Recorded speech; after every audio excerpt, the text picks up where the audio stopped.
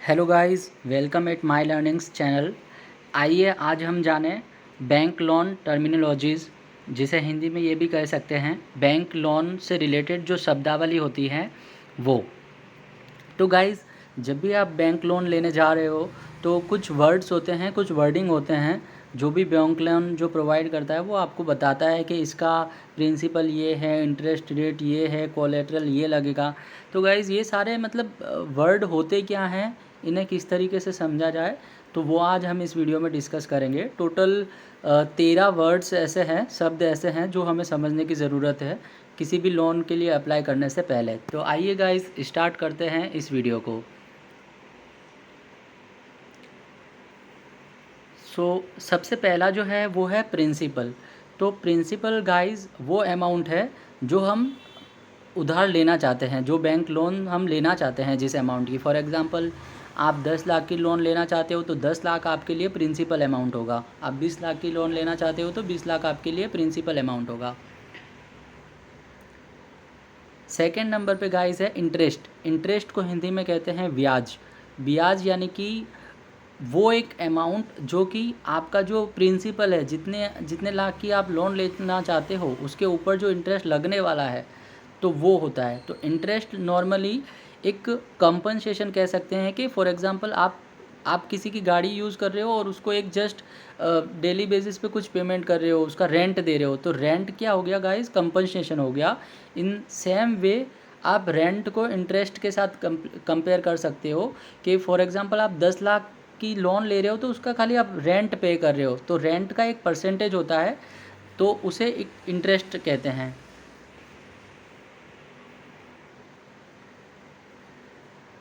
अब guys, third terminology जो है वो है इंटरेस्ट रेट। तो जैसे मैंने बताया कि आपने अगर एक गाड़ी ली है तो उसका आप रेंट डेली बेसिस पे रेंट पे कर रहे हो, तो कुछ गाड़ी की अमाउंट होगी। फॉर एग्जांपल, आपने 10 लाख की लोन ली है तो 10 लाख की जो लोन है उसका जो एक कंपनसेटरी जो भी अमाउंट है डेली बेसिस का, वो कितना रहेगा, किस परसेंटेज पे रहेगा, उसी को गाइस कहते हैं इंटरेस्ट रेट। नॉर्मली ये इंटरेस्ट रेट आपने सुनी होगी कि अधिकतर बैंकें प्रोवाइड करती है 12% इंटरेस्ट रेट, 14% इंटरेस्ट रेट, वो एनुअली होती है। उसी को अगर मंथली कन्वर्ट करते हैं हम, यानी कि महीने में, वो सालाना होती है, महीने में अगर कन्वर्ट करते हैं तो वो कह सकते हैं कि 1% है, 2% है। चौथी टर्म है गाइस लॉन टर्म।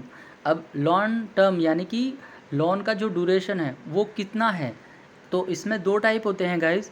एक शॉर्ट टर्म लोन होती है, एक लॉन्ग टर्म लोन होती है।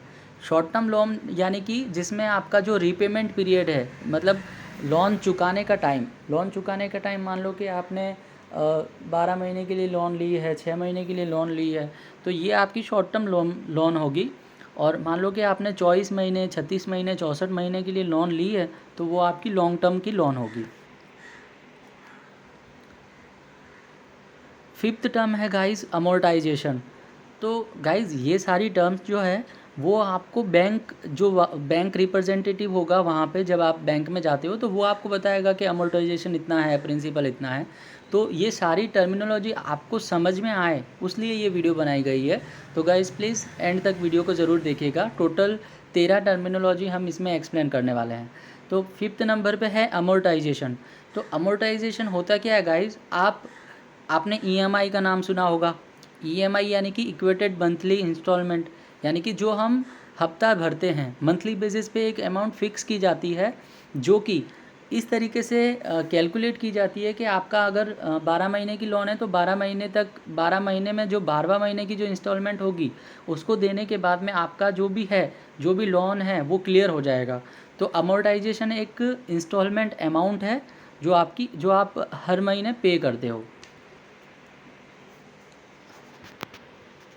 सिक्स्थ नंबर पे है गाइस कोलेट्रल। ये थोड़ा सा काफ़ी डिफ़िकल्ट वर्ड है, इसको समझना ज़रूरी है और बहुत ही इम्पोर्टेंट वर्ड है। कोलेट्रल यानी होता है कि वह प्रॉपर्टी, वो एसेट हमारा, मतलब सपोज़ आप बैंक में गए हो लोन लेने 10 लाख की, और वो मांगते हैं आपसे, प्रॉपर्टी की डिटेल मांगते हैं, प्रॉपर्टी के डॉक्यूमेंट मांगते हैं। फॉर एग्जांपल, आपका घर है आपके पास, तो आपके घर के कागजात मांगते हैं। तो वो क्यों मांगते हैं? वो कोलेटरल जनरेट करना चाहते हैं। बैंक वाले जब भी लोन देते हैं तो वो लोन किस बुनियाद पे दे, उसके लिए वो आपके घर के प्रॉपर्टीज़ के डॉक्यूमेंट मांगते हैं, जिसे कोलेटरल कहा जाता है।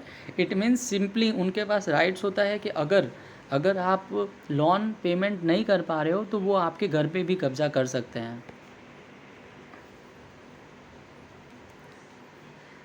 7th नंबर की टर्मिनोलॉजी है क्रेडिट स्कोर। तो गाइज़ ये क्रेडिट स्कोर क्यों इम्पोर्टेंट है? बिकॉज़ क्रेडिट स्कोर के बेस पे आपकी क्रेडिट वर्दीनेस जानने को मिलती है। तो क्रेडिट वर्दीनेस का यूज़ कहाँ होता है कि आपको कितने लाख की लोन जो बैंक है वो सैंक्शन कर सकती है, वो इस पे डिपेंड होता है। फॉर एग्ज़ाम्पल आपका क्रेडिट स्कोर अच्छा है। नॉर्मली क्रेडिट स्कोर जो है वो सिबिल स्कोर के ऊपर से देखा जाता है, और सिबिल स्कोर जो है नॉर्मली अच्छी क्रेडिटनेस के लिए 700 से 900 के बीच में माना जाता है।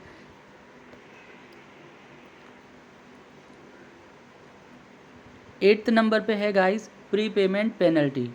तो ये क्या है वर्ड? ये कहता है कि आप अगर फॉर एग्ज़ाम्पल आपने 12 महीने की लोन ली है और आप 8वें महीने में भी इतने सक्षम हो कि आपकी लोन की सारी पेमेंट आप कर सकते हो, तो गाइस बैंक वाले जो हैं उनकी काफ़ी टर्म्स एंड कंडीशन होती है।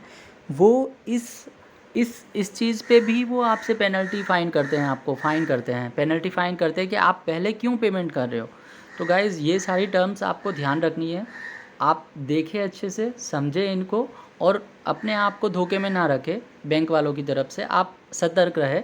तो प्री पेमेंट पेनल्टी गाइज़ वही होती है। फॉर एग्ज़ाम्पल आपने 12 महीने की लोन ली है, आपके पास 10th महीने में ही 10वें महीने में ही पेमेंट फुल आ जाती है और आप कैपेबल हो कि पे कर सको तो आप पे कर सकते हो। बट नॉर्मली बैंक वाले जो है इस पे पेनल्टी लगाते हैं, उसी को हम कहते हैं pre payment penalty.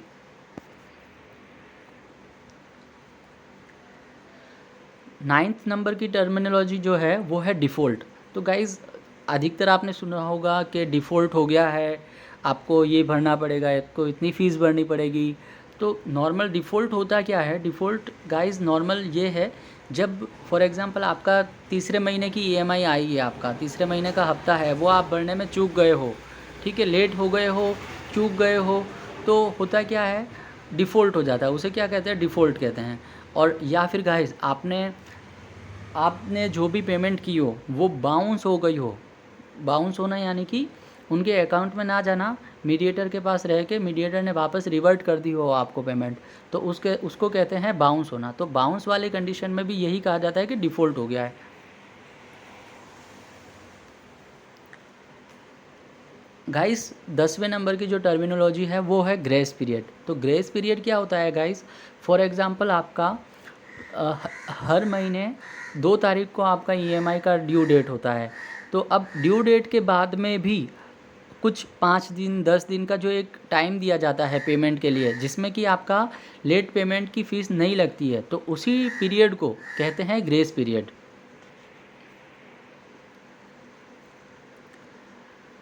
Guys 11th number की जो टर्मिनोलॉजी है वो काफ़ी इम्पोर्टेंट है।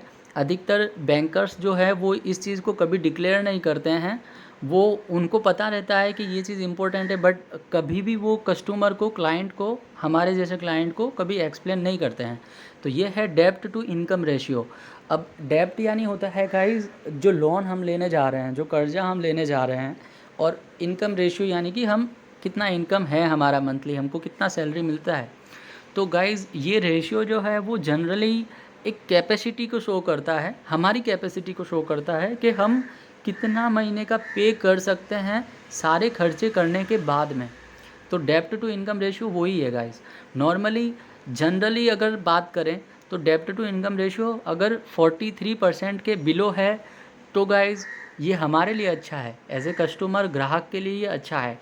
और अगर 43% से अबव है तो वो डिफ़ॉल्ट होने के चांसेस बहुत सारे रहेंगे, सारा का सारा अनबैलेंस हो जाएगा, पूरा का पूरा उसका फाइनेंस।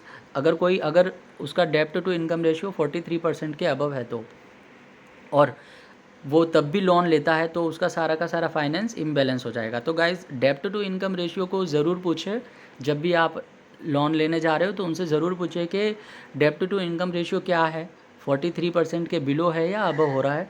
अगर अबव है तो ट्राई करें कि किसी ना किसी तरीके से उसको 43% के बिलो लाएं।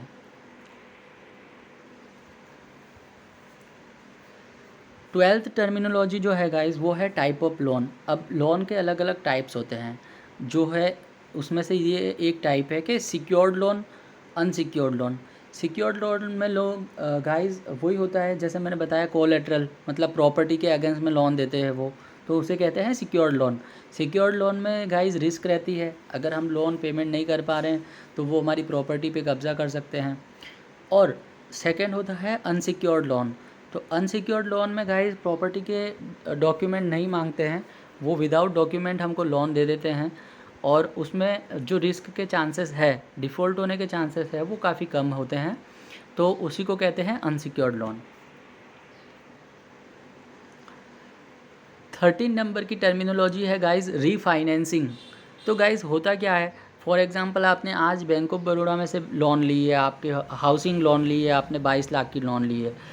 आपको 6 महीने बाद में पता चलता है कि इंडसइंड बैंक के अंदर जो हाउसिंग लोन का जो इंटरेस्ट रेट है वो बैंक ऑफ बड़ौदा के इंटरेस्ट रेट से 5% कम हो गया है। तो गाइस 22 लाख का अगर आप 5% करोगे तो वो करीबन 10,000 का गैप होता है, 10,000 का प्रॉफिट, 1 लाख का टोटल प्रॉफिट आपको मिलता है। तो उस केस में आप क्या सोचोगे कि मैं बैंक ऑफ बड़ौदा से मेरी हाउसिंग लोन को शिफ्ट करवा दूँ, ट्रांसफ़र करवा दूँ इंडसइंड बैंक में। तो गाइस इसी चीज़ को जब आप बैंक लोन को एक बैंक से दूसरे बैंक में शिफ्ट करवाते हो या ट्रांसफ़र करवाते हो, उसी चीज़ को कहते हैं रीफाइनेंसिंग। तो गाइस हमेशा ये भी आप सिक्योर करें, इंश्योर करें आपकी बैंक में जहाँ से आप लोन ले रहे हो कि हम इसको रीफाइनेंस करवा सकते हैं, नहीं करवा सकते हैं इस पर्टिकुलर बैंक की लोन को। तो guys thank you so much video देखने के लिए। और गाइस समझदार रहे, ये सारी चीज़ें आप ध्यान रखें नेक्स्ट टाइम जब भी आप लोन लेने जा रहे हो बैंक में से। एंड गाइस अगर आप चैनल पर नए हो तो प्लीज़ चैनल को लाइक करो, कमेंट करो और सब्सक्राइब करना ना भूलें। Okay guys, thank you so much, thanks for watching.